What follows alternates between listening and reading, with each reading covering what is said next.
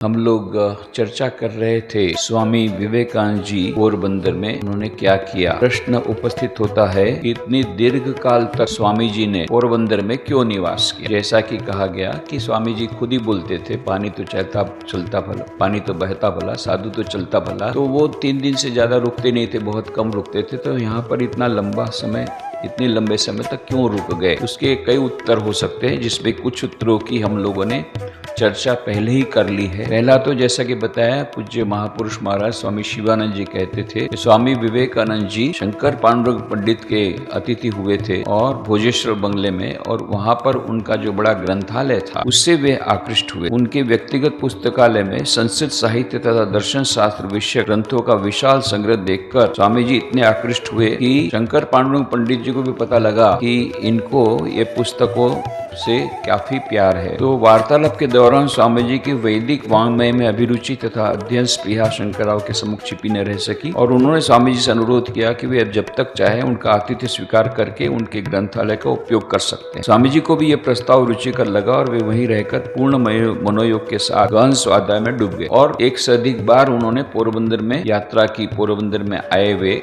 इसी कारण। बाद में और इसके बीच पंडित जी उस समय अथर्ववेद का अनुवाद कर रहे थे, अथर्ववेद के भाष्य के अनुवाद में लगे हुए थे। तो उसमें भी स्वामी जी की उन्होंने मदद ली, और स्वामी जी ने अपने संस्कृत के व्याकरण के अध्ययन में भी वहाँ पर अपना समय बिताया। ये सब बातें हमने कही है। और स्वामी जी ने कहा था वार्तालाप के दौरान उन्होंने कहा था, उनके जैसा वेदों का जानकार पंडित मैंने अन्यत्र कहीं नहीं देखा। शंकर पांडुरंग पंडित के समान वेदों का जानकार पंडित मैंने अन्यत्र कहीं नहीं देखा। ये स्वामी विवेकानंद जी स्वयं जो इतने वेदों के जानकार थे, वे इस प्रकार की बातें कह रहे हैं। तो कितनी महत्व की है बात। और स्वामी जी के साथ शंकर पांडुरंग पंडित की जो बातचीत होती थी वो प्रायः संस्कृत में हुआ। तो इस प्रकार से स्वामी जी को देव भाषा में बोलने का अच्छा खासा अभ्यास भी हो गया। ये भी दूसरा उसका कारण था कि उन्होंने दूसरी जगह तो उनको यह अवसर नहीं मिला था कि वे संस्कृत में वार्तालाप करें, पर यहाँ उनको शंकर पांडुरंग पंडित मिल गए, तो देव भाषा में बोलने का उनका अभ्यास भी हो गया। एक दिन शंकरराव जी बोले थे, देखिए स्वामी जी, पहले शास्त्र आदि पढ़कर मन में आता था कि इनके भीतर कुछ भी सत्य नहीं है, ये सब शास्त्रकारों के मस्तिष्क की परिकल्पनाएं हैं, जिन्हें जैसी इच्छा हुई लिख गए। और आपसे मिलकर और आपका संग करके मेरी वह धारणा बदल गई है। अब तो ऐसा विश्वास हो गया कि हमारे शास्त्र आदि सब ठीक है। तो ये देखिए कि स्वामी विवेकानंद जी के व्यक्तित्व से प्रभावित होकर के शंकर पांडुरंग पंडित जैसे महान पंडित को जिन शास्त्रों के बारे में उनका इतना गहरा ज्ञान था, उसके ऑथेंटिसिटी के बारे में, उसकी सत्यता के बारे में उनके मन में कहीं न कहीं कुछ शंका थी, वो निर्मूल हो गई। ये स्वयं उन्होंने स्वीकार किया स्वामी जी के साथ। और फिर स्वामी जी ने यह भी कहा, मुझे तो ऐसा लगता है कि इस देश में आप विशेष कुछ नहीं कर सकेंगे, आपके उदार भावों को हमारे देशवासी जल्दी समझ नहीं सकेंगे। यहाँ व्यर्थी शक्ति का क्षय न करके आप पाश्चात्य देशों में जाइए। और वे स्वयं पाश्चात्य देशों में गए थे, जैसा हमने बताया था। और कहते हैं, मैंने पाश्चात्य देशों में देखा है कि वहाँ के चिंतनशील लोग हमारे हिंदू दर्शन तथा शास्त्र आदि के संबंध में जानने को बड़े उत्सुक हैं, पर अब तक उन लोगों को कोई ऐसा व्यक्ति नहीं मिला जो इन शास्त्रों को ठीक व्याख्या करके उन्हें समझा सके, जो इन शास्त्रों की ठीक व्याख्या करके उन्हें समझा सके। वहाँ के लोग विद्वता एवं प्रतिभा का सम्मान करना जानते हैं।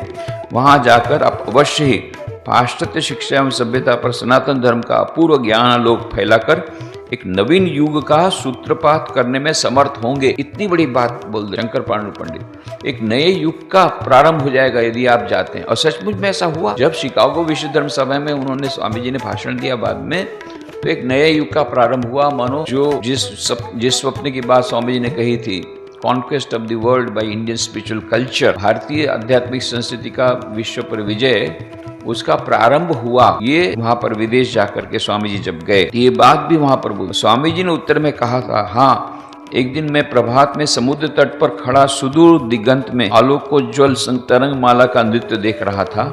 तभी सहसा मेरे मन में आया कि इसी विक्षुब्ध समुद्र को लांघकर मुझे किसी दूर देश में जाना हो। कन्याकुमारी में भी जैसे उन्होंने बैठ करके समुद्र लांघने की बात सोची थी। यहाँ पर पोरबंदर में भी समुद्र देख करके समुद्र लांघने की बात सुनी। मैं ठहरा सन्यासी, मेरे लिए देश क्या और वो देश क्या, सब कुछ मेरे लिए बराबर है। वसुदैव कुटुंबकम, जरूरत पड़ी तो जाऊंगा, परंतु न जानिए कैसे संभव होगा। ये बस एक इतनी ही बातचीत हुई, पर ये मानो एक बीज रोपण, सबसे पहला बीज रोपण किया लिमड़ी के महाराज यशवंत सिंह जी ने, फिर छगनलाल पंड्या ने, अभी और एक बीज रोपण किया शंकर पांडुरंग पंडित ने विदेश जाने। और बाद में हम देखते हैं कि जेतलसर रेलवे जंक्शन के असिस्टेंट स्टेशन मास्टर ने उनको जब जानकारी दी कि शिकागो विश्व धर्म सभा होने वाली है, तो मानो वह एक और विचार उनके मन में आया कि वहां जाना चाहिए, पर वो एक विचार मात्र। पर सबसे पहली बार अपना संकल्प व्यक्त करते हैं शिकागो धर्म सभा में जाने का, वो तो बाद में जब खंडवा में हरिदास चटर्जी वकील के पास, यदि कोई मुझे टिकट दे,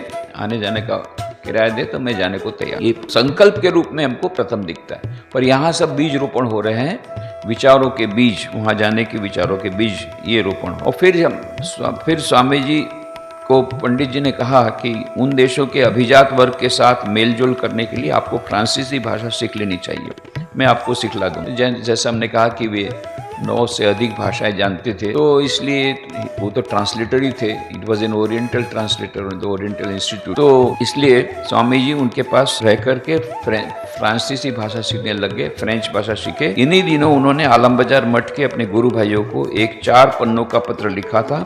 पत्र किस भाषा में, उसका मजमून क्या है, ये लोग नहीं समझ पाए। फिर किसी ने कहा ये तो नरेंद्र की चिट्ठी मालूम होती है, फ्रांसीसी भाषा में लिखी। उसके बाद वे लोग एक विद्वान प्राध्यापक के पास जाकर उसका अर्थ समझ के आए। इस प्रकार हम देखते हैं कि स्वामी जी ने जो पोरबंदर में निवास किया इतना लंबा, के पीछे कई कारण थे। एक तो उन्होंने फ्रेंच भाषा सीखी, दूसरा उन्होंने संस्कृत का गहन अध्ययन वहां पर किया, जो अधूरा था उसको पूरा किया। तीसरा, इतने सारे जो ग्रंथ उनको मिल गए शंकर पांडुरंग पंडित की लाइब्रेरी में, उनमें उनके पढ़ने में, उनके अध्ययन में वे निमग्न हो गए। और इधर संस्कृत में भी इनके साथ वार्तालाप भी शुरू किया उन्होंने शंकर पांडुरंग पंडित के साथ, उनका संग उनको मिला। इस प्रकार से कई कारण से स्वामी जी इतने लंबे समय तक रह गए। उसके बाद में मीमांसा करेंगे कि सचमुच में समय वो दीर्घ अवधि थी, इतनी बात पक्की है। 11 महीना तो हो नहीं सकता है, वह तो असंभव है, जैसा कि पहले की पुस्तकों में कहा है। परंतु जो पंडिताक्षमा राव ने शंकर जीवन आख्यान में लिखा है कि वे 4 महीने रह गए, वो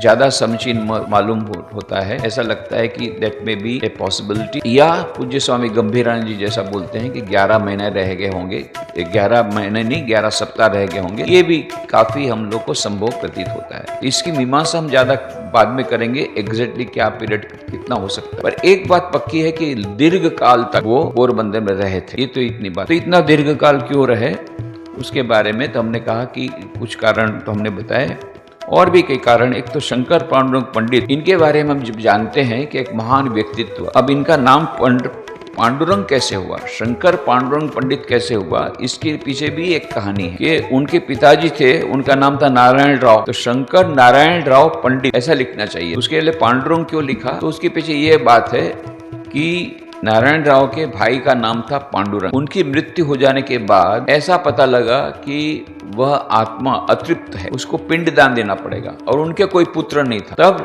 नारायण राव जी ने मृत आत्मा को संबोधित करते हुए कहा, ये शंकर मेरा लड़का है, ये मैं तुमको सौंपता हूँ, आप उसको दत्तक ले लीजिए। और फिर वो दत्तक दे करके उसका नाम हो गया पांडुरंग।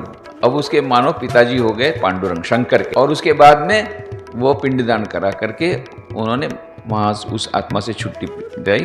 तो ये पिंडदान देने के लिए, पिंडदान दे सके, तो उनका खुद का कोई पुत्र नहीं था, इसलिए उन्होंने दत्तक दे दिया अपने भाई को या पुत्र, पोस्टह्यूमस। तो इसलिए इनका नाम हुआ शंकर पांडुरंग पंडित। और उनकी विशेषता यह है कि पोरबंदर में जब वे आए, he was the first non European administrator. For that matter British government में, ब्रिटिश सरकार में ये यूरोपियन को ही बनाते थे एडमिनिस्ट्रेटर अधिकांश समय। तो इस समय यहाँ पोरबंदर में भी पहले तो लॉर्ड लेली थे जब एडमिनिस्ट्रेशन हुआ, उसके बाद में लॉर्ड कैनेडी आए। लॉर्ड कैनेडी के पास से इन्होंने शंकर पांडुरंग पंडित ने चार्ज लिया एडमिनिस्ट्रेटर का। लॉर्ड रे ने उनको अपॉइंट किया।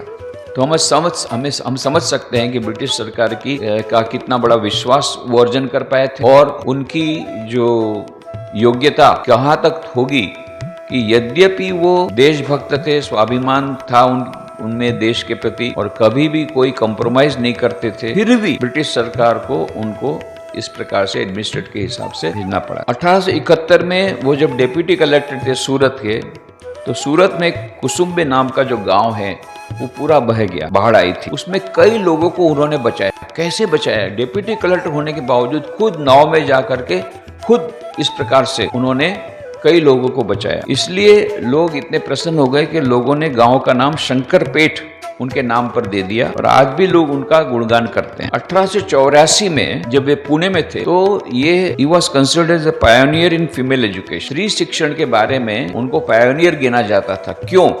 क्योंकि हमारे देश में उस समय स्त्री शिक्षण के बारे में बहुत ही, यह जैसा मैंने बताया कि स्वामी विवेकानंद को 1898 में क्यों स्कूल शुरू करनी पड़ी, क्यों कन्याओं के लिए शिक्षण संस्था शुरू करनी पड़ी कलकत्ता में, क्यों मिस मार्गरेट नोबल को बुलाना पड़ा? इसलिए कि उस समय नारी शिक्षण के बारे में कोई प्रावधान नहीं था और न तो उसके बारे में कोई सोचता था। उस समय ये इतने प्रोग्रेसिव माइंडेड थे शंकर पांडुरंग पंडित। स्वामी विवेकानंद भी नारी शिक्षा के लिए बहुत सोच रहे थे उस समय और नारियों के विकास के लिए सोच रहे थे। उसी समय उनको ये मिलते हैं शंकर पांडुरंग पंडित, जिन्होंने अपने जीवन में नारी शिक्षा के लिए बहुत किया था और पोरबंदर में भी कर रहे थे और पायोनियर गिने जाते थे फीमेल एजुकेशन में। क्यों? पुणे में उस समय थे, पूना उस समय था 1884 में। उस समय उन्होंने कन्याओं के लिए इंग्लिश हाई स्कूल का प्रारंभ किया। बहुत विरोध हुआ, ब्रिटिश गवर्नमेंट ने विरोध किया, ये भारतीयों ने विरोध किया और उस समय पैसा इकट्ठा करना इतना मुश्किल हो गया तो किसी भी प्रकार से उनकी योजना को कोई साथ नहीं दे रहा था। उन्होंने अपने व्यक्तिगत रूप से उसमें 3000 रुपये दान दे करके उसका प्रारंभ किया और इस प्रकार से बहुत मेहनत करके, परिश्रम करके 1.5 लाख रुपए इकट्ठे किए। और बाद में ये इंग्लिश हाई स्कूल से तो इतनी कन्याएं पढ़ करके बहुत बड़ी बड़ी जगह पर बहुत महान बनी। बाद में उन्होंने अपना यह श्रेय जो है उसका, अपनी महानता का श्रेय दिया ये पुणे की इंग्लिश हाई स्कूल, जिसमें कि शंकर पांडुरंग पंडित ने यह स्कूल शुरू की। अब इस स्कूल का पहला प्राइज डिस्ट्रीब्यूशन फंक्शन हुआ 4 सितंबर 1885। उस समय बड़ौदा के महाराजा सयाजीराव गायकवाड़ को मुख्य अतिथि के रूप में बुलाया गया। अब कार्यक्रम की रूपरेखा तैयार हो गई। कार्यक्रम में जैसा कि उस समय आवश्यक था, उन्होंने नेशनल एंथम को रखा। अब उसमें जो यूरोपियन जो प्रतिनिधि थे, उन्होंने फिर बाद में शंकर पांडुरंग पंडित को कहा, कार्यक्रम चल रहा है, उन्होंने कहा देखो नेशनल एंथम के समय सबको खड़े रहना पड़े। शंकर पांडुरंग पंडित बड़े इसमें पड़ गए, चिंता में पड़ गए। क्यों? क्योंकि बड़ौदा के महाराजा को कैसे कहें कि आप खड़े हो जाइए, उनका भी तो अपना खुद का एक डेकोरम है। अब फिर उन्होंने क्या किया कि उन्होंने इनका साहस देखिए, नेशनल एंथम को काट दिया। कार्यक्रम में नहीं, कार्यक्रम होगा तब तो उठना, कोई उठेगा कोई नहीं उठेगा। तो इससे यूरोपियन जो प्रतिनिधि और भी ज्यादा चिढ़ गए। फिर उनका कोई नहीं गाएगा तो मैं गाऊंगा नेशनल एंथम, पर गाना तो पड़ेगा। तब बाद में कॉम्प्रोमाइज हुआ, फिर उन्होंने कुछ कन्याओं को दे करके गाना गवा दिया। तब तक में इतना तो हो गया। अब कुछ लोग खड़े हुए, कुछ नहीं खड़े हुए, वो बोला तो टल गई। पर इसके बाद में यूरोपियन प्रतिनिधि ने उनके ऊपर कार्रवाई की, उनको सस्पेंड कराया। पर शंकर पांडुरंग पंडित ने झुकना पसंद नहीं। उन्होंने साफ कह दिया, I would rather break than bend, I would rather break than bend, मैं बैंड तो नहीं हूँगा। स्वाभिमान उनका था, मैंने कोई गलत काम नहीं किया है और मैं कभी माफी मांगूंगा नहीं। तो फिर इतना ही नहीं, विदेशी अफसरों की वो गुलामी पसंद भी नहीं करते। अपने बॉस को भी, जो यूरोपियन थे उस समय के जमाने में, तो लोग भारतीय लोगों को गुलाम के समान ही उनके साथ व्यवहार करते थे, पर उन्होंने कभी वो सहन नहीं किया। इतना ही नहीं, वो ऑफिसर को भी माई डियर करके लिखते। तो स्वाभाविक था, वो बड़े बड़े ऑफिसर को पसंद नहीं था। तो उनकी पोस्टिंग कही थी deputy registrar Bombay high court में, तो वो गए नहीं, छुट्टी ले ली, वो स्वीकार ही नहीं की। बाद में लॉर्ड रे ने मध्यस्थी की और उनको शंकर पांडुरंग पंडित को एडमिनिस्ट्रेटर के रूप में यहाँ पर भेजा। तो कहने का मतलब उनमें देश के प्रति स्वाभिमान की भावना थी, देश के प्रति उनकी देशभक्ति थी और कभी भी ये ब्रिटिश लोगों की चापलूसी करना वे पसंद नहीं करते। और उनमें इतनी योग्यता थी कि सामने से ब्रिटिश सरकार को उनके पास झुकना पड़ा, ब्रिटिश सरकार को झुकाने की भी सामर्थ्य रखते थे। और बाद में जब पोरबंदर में आए, विकास के जो पहले भी उन्होंने जहां थे विकास के कई कार्य किए। विकास पोरबंदर में बहुत सारे विकास के कार्य, बहुत सारे, और इरिगेशन सिस्टम जो उन्होंने की, रोड बनवाए, पेड़ लगवाए, ऐसे तो कई कार्य किए। फिर सबसे बड़ा कारण क्या, भ्रष्टाचार को रोक। उनकी इतनी हिम्मत थी कि जो स्टेट इंजीनियर था, स्टेट इंजीनियर माने बहुत बड़ी पोस्ट होती थी उस समय, स्टेट का, पूरे स्टेट पोरबंदर स्टेट का इंजीनियर, बहुत बड़ी, और वो यूरोपियन होता, ऐसे को उसने देखा वो भी भ्रष्टाचारी है तो उसको सस्पेंड किया। आप समझ सकते कितने माने कितना साहस उसके लिए लगता है, पर वो उन्होंने किया, उसको नौकरी से निकाला। यहाँ तक कि उनके कलीग्स कुछ साथी भी जो भी भ्रष्टाचार में थे उनको भी निकाला। इस प्रकार से वे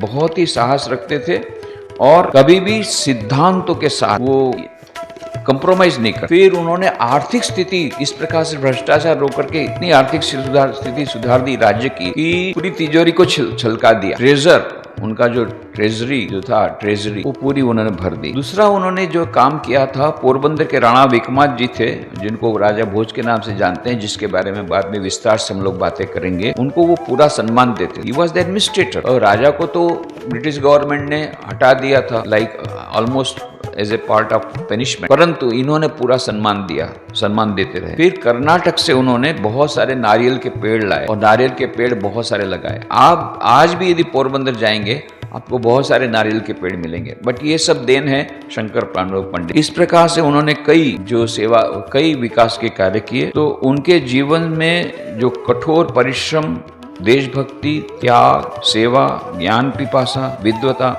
आदि गुणों का अद्भुत समन्वय था और वे सचमुच में महान पंडित थे। और इसीलिए इस महान पंडित के संसर्ग में महान स्वामी विवेकानंद, दो महापुरुषों का मिलन होता है पोरबंदर में। और इसे स्वामी जी इसलिए भी एक और कारण था कि रुक जाते हैं। और ये शंकर पांडुरंग पंडित, इन्होंने अपने दो बच्चों का नाम रखा, एक का नाम रखा माधव, एक का नाम रखा वामन। क्यों? उनके दो मित्र थे, परम मित्र, माधवराव रानडे एवं वामन राव मोडक। इनफैक्ट माधवराव रानडे के यहाँ पर ही बाद में उनको पोरबंदर में अंतिम समय में उनको यह हो गया था, एक रोग हो गया था, जिसके कारण अक्टूबर में 1893 में उनको जाना पड़ा बम्बई। और वे इनके यहाँ पर माधवराव रानडे के यहाँ पर रहते हुए ही उनका निधन हुआ 1894 में। पर ये माधवराव और वामन राव दोनों ऐसे परम मित्र थे, तो उन्होंने अपने उनके तो कुल 4 पुत्र थे, उसमें से 2 पुत्रों का नाम रखा, एक का नाम रखा वामन, एक का नाम रखा माधव। उनके 4 पुत्र और 4 कन्याएं थी। उनके जो भतीजे थे, ये इनका नाम था रणजीत पंडित। रणजीत पंडित की पत्नी का नाम था विजया लक्ष्मी पंडित। विजया लक्ष्मी पंडित जो सब लोग जानते हैं, जवाहरलाल नेहरू की बहन थी। और इस प्रकार से हम देखते हैं कि ये जो परिवार है, ये पंडित परिवार, ये अत्यंत संभ्रांत परिवार, पूरे परिवार में बाद में इतने बड़े बड़े लोग हुए। ये विजया लक्ष्मी पंडित को जानते हैं कि ये she was elected as the first female president of United Nations General Assembly. उन्होंने बहुत सारा काम किया है एज ए स्टेट्समैन और एज ए एम्बेसडर, परंतु सबसे बड़ी उनकी खासियत ये कि she was elected as the first female president of United Nations General Assembly. और ये दोनों की जो संतान थी उनका नाम था नयनतारा सहगल। इनका भी नाम कई लोगों ने सुना होगा। तो इतने famous diplomat, high commissioner, Pandit Jawaharlal Nehru की बहन और 6th गवर्नर ऑफ महाराष्ट्र। और इनका विवाह हुआ था रंजीत सीताराम पंडित, जो कि बहुत बड़े वकील थे राजकोट के, इनके साथ उनका विवाह हुआ था। तो और ये रंजीत पंडित भी खुद भी बहुत बड़े विद्वान थे। उन्होंने कई संस्कृत के काव्यों को और पुस्तकों का इंग्लिश ट्रांसलेशन किया था। तो इस प्रकार से हम देखते हैं कि शंकर पांडुरंग पंडित यह एक परिवार, और ये जैसे मैंने उस दिन भी कहा कि उमाकांत पंडित, वे भी उसी पंडित परिवार में से ही हैं। ये उमाकांत पंडित जो कि हमारे राजकोट में थे और इंडस्ट्रियलिस्ट थे और फिलैंथ्रोपिस्ट थे और रामकृष्ण आश्रम राजकोट के हमारे एडवाइजरी कमेटी के मेंबर थे। तो उनके माध्यम से ही मुझे यह सब जानकारी मिली, अधिकांश जानकारी शंकर पंडित के बारे में, क्योंकि वो उनके वंशज थे। उन्होंने मुझे वो रेफरेंस दिया और उनके कारण ही मैं लीलाराव दयाल के पास गया। लीलाराव दयाल ये भी पंडित परिवार की ही उनमें से की ही एक थी। और लीलाराव दयाल ने बाद में मुझे ये शंकर जीवन आख्यानम पुस्तक दी। यह भी अद्भुत संयोग कि वो शंकर जीवन आख्यानम जो पंडिता क्षमा राव ने लिखा है, वो पंडिता क्षमा राव की वो पुत्री थी। शंकर पांडुरंग पंडित की पुत्री थी पंडिता क्षमा राव। पंडिता क्षमा राव की पुत्री थी लीलाराव दयाल। ये लीलाराव दयाल ने स्वयं मुझे अपनी माँ के बारे में बहुत सारे बातें बताई, पंडिता क्षमा राव के बारे में। और उन्होंने वो किताब जो लिखी थी शंकर पांडुरंग पंडित के बारे में, अपने पिताजी के बारे में संस्कृत में, वो पुस्तक भी मुझे प्रदान की। 6-7 महीना हम लोग का यह 6-7 वर्षों तक हमारा कॉरेस्पॉन्डेंस चला, 2-3 बार उनको मिला। यह भी एक अद्भुत संयोग है कि उन्होंने जो पुस्तक मुझे बाद में खोज करके भेजी, उसके कुछ ही दिनों में दुर्भाग्य से उनका निधन हो। यदि वो और भी कुछ जीवित रहती तो कुछ और भी हम लोग को, विशेष करके हमको स्वामी विवेकानंद ने जो पत्र लिखे हैं शंकर पांडुरंग पंडित को, जो कि हमको उपलब्ध नहीं है, वो मिल सकते थे। और उनकी डायरी में से कुछ भी स्वामी विवेकानंद के साथ उनकी जो बातें होती थी इतनी सारी, उसके बारे में भी कुछ जान सकते थे। तो अभी तो हम लोग को जो उस समय के गवाह जो हुए कि इस प्रकार से शाम के समय पास में रण जैसा एक था स्थान, मतलब रेत वहाँ रहती थी समुद्र के किनारे, उसका नाम रण प्रदेश था। वहाँ पर वो संत शाम को घूमने के लिए जाते थे दोनों। इस प्रकार का कुछ वर्णन हमको मिलता है। तो उस समय क्या बातचीत होती थी, ये बातचीत हमारे पास नहीं है, ज़्यादा बातचीत कुछ नहीं है। ये वार्तालाप क्या हुआ और पत्र में क्या स्वामी विवेकानंद को शंकर पांडुरंग पंडित ने लिखा, एक ही पत्र के बारे में स्वामी विवेकानंद जी हरिदास देसाई को जो पत्र लिखते हैं, उस एक पत्र लिखते थे अवश्य। क्यों? क्योंकि वो हमको रेफरेंस मिलता है कि शंकर पांडुरंग, ये स्वामी विवेकानंद जी हरिदास देसाई को लिखते हैं कि शंकर पांडुरंग पंडित ने मुझे पत्र में ऐसा ऐसा लिखा है। इसका मतलब पत्र व्यवहार होता था। एक ही पत्र की बात उसमें है और दूसरे किसी पत्र का रेफरेंस हमको मिलता नहीं है, पर हो सकता है कि और भी कुछ पत्र उन्होंने लिखे हों, जो भी होगा। पर वो तो पत्र तो अभी तक कुछ मिले नहीं है।